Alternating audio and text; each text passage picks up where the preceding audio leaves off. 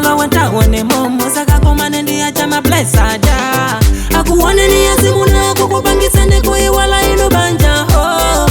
Tiwone ngatanda kukondeni.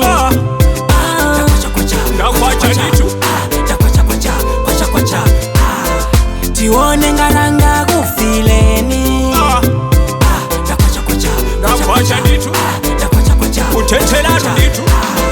Chikondi cha lelo ndi mawonekedwe. Hamuna kukukondane chifuko machena, achifuko mapoda. Koma banja likazale mbaleka inu muzatuwa. Hamuna useanza kwapuka mpamwe muzaziwe kuti chisime chimaoneka chakuya mazi yakapwela.